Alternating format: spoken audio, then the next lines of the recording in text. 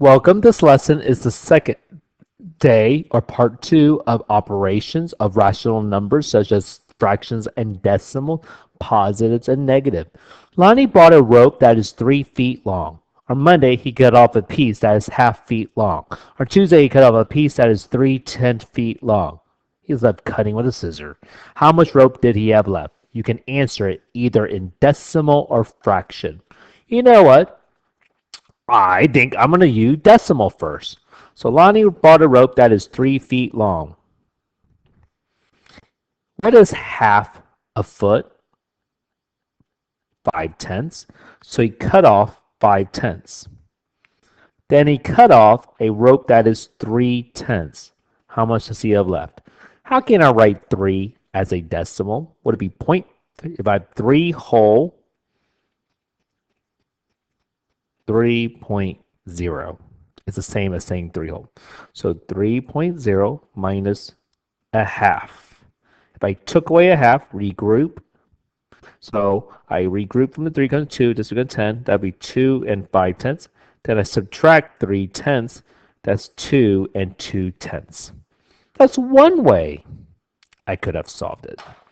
What if I prefer to use tiles like this? So he has a rope that is 3 feet long. He took a half from this. So can I exchange one whole with halves? So he took a half from it. So now he has 2.5. Then he took 3/10. So let's exchange this half with how many tenths? How many tenths will make a half? Ugh. 5 of them. 1, 2, 3. 3/10 is the same as saying, so 1/2 is the same thing as saying 5/10. So he took away 3/10. So I exchanged the half with 5/10. He took away 3/10. He is left with 2 and 2/10, which is simplified to 2 and 1/5. So we can answer it in fraction or in decimal. What happens if I would like another way to do it? So could I figure out how much he cut off in all?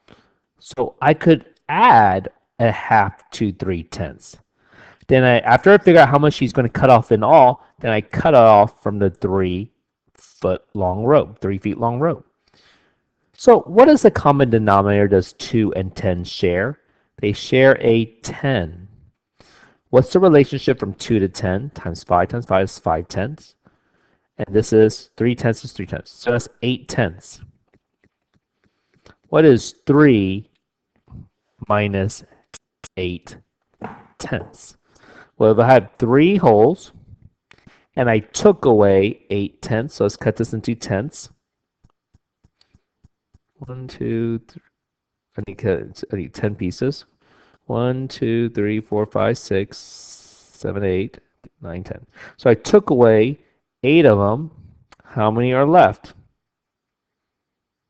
Should be 2/10. 2 and 2/10. Same answer as this. So it all matches together. So what we're going to be doing today is you are going to be given 4 problems. You will be answering the 4 questions. First of all, you'll write the expression of how you would solve it, and then you will exchange the paper with other tables, and they will actually sit there and solve it. For example, Lee has 2 1/4 yards of fabric. She buys another length of 3 7/8 yard. She uses 4 1/2 yard length to decorate a room. Find out how many yards of fabric are left. So what are we going to do with these 2 numbers? She started with this. She buys another 3 7/8. So we're going to have to add those up. But then she used. That means we need to take that away by subtracting. So would you like to keep this in decimal or fraction form? You know, I'm going to keep it in fraction form. What denominator does 4 and 8 share? Hopefully you'll say 8. That's the least common denominator. What's the relationship from 4 to 8? Times 2. That's 2, 8. So let's add up the whole numbers. 2 plus 3 is 5. 2, 8 plus 7, 8 is 9/8. Now, let's subtract 5 and 9/8 minus 4 1/2. You could subtract it this way, or would you like to exchange 9/8 as 1 and 1/8 plus 5? Many ways to do it. I'm going to keep it like this way. So what denominator is 8 and 2 share again? 8. The relationship is times 4. So what is 9/8 minus 4/8? 5/8. 5 minus 4 is 1. So the answer is, so how many yards of fabric are left? 1, and 5/8 yard is left. Problem 2. The sides of a triangle measure a total of 17 and 1/6 feet. The lengths of two of the sides are 6 and 2/3 feet and 4 and 3 feet. Find the length of the third side. So if I add up these two sides and subtract it from 17 1/6, I will know how much is left for the third side. So let's add up these two first. 6 and 2/3 plus 4 and 3/4. What denominator do they share in common? 12. You could say 24, but let's do the least one. Times 4 is 8/12. Times 3 is 9/12. So 6 plus 4 is 10, and 17 12. Why did I write that plus? Oh, I mean, it could be. So 10 and 17 12 is the answer. So now it is time to subtract it. But you know what? I'm going to rewrite the 17 12. So it's 10 plus. What's another way to say 17 12? Can 12, how many groups of 12 go to 17? One group. 1 and 5 12.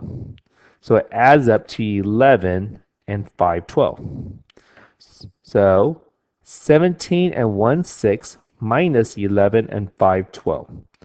What denominator do they share in common? 12 times 2 times 2 is 212.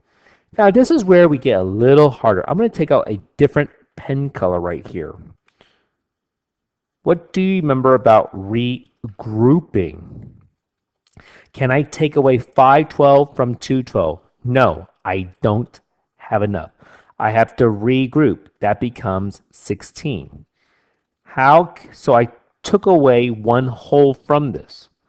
What is another way to say one whole and write it as a fraction? You could say 1 1, but isn't the common denominator 12? So how do you build it to 12? Times 12 times 12, so it'll be 12 12. So one whole is the same as saying 12 twelfths. And what is 2 12 plus 12 12? 14 12. Now can I subtract it from 5 12? 16 minus 11, our whole number is 5. 14 12 minus 5 12 is 9 12. So it's 5 and 9 12. But can I simplify this? You bet I can. Divide 9 and 12 by 3.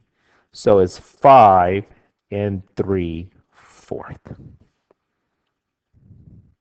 And we'll just do one more. I don't know which one I want to do. I'll do this one. Arnold purchased 4 1/2 cakes for a wedding. He gave 1 1/3 cakes to the groom family and 1 3/4 cakes to the bride family. How much cake is left for Arnold? I hope he left some for himself. So you know what? I could write it using this decimal. So he had 4 1/2. He gave away 1 1/3. Then he gave away 1 3/4. This is one way I could have written it. Another way I could write it is using 4 1/2 fraction form. He gave away, why don't I find out how much he gave in all away? 1 1/3 plus 1 3/4. So let's figure out how much he gave away in all. 1 1/3 plus 1 3/4. What denominator do he share in common? 12 again. The relationship is times 4, 4 12. How can I rename 3/4 to a 12? Times 3. That's 9 12. So it's 2 and 13 12. Can I subtract that from, oh wait, erase, erase, erase, erase. So Do you know another way to rewrite 1312? Okay, how many groups of 12 go in 13? One group, 1 and 112. So that's 3 and 112. Now, can I subtract? So he started with 4.5 cakes. He gave away 3 and 112 cakes away. What common denominator they share in all? 12. This is times 6, times 6, 612. So 4 minus 3 is 1 and 5, 12. 1 and 5, 12. So again, this is the practice of operations. And let's turn off this video as soon as I can figure out.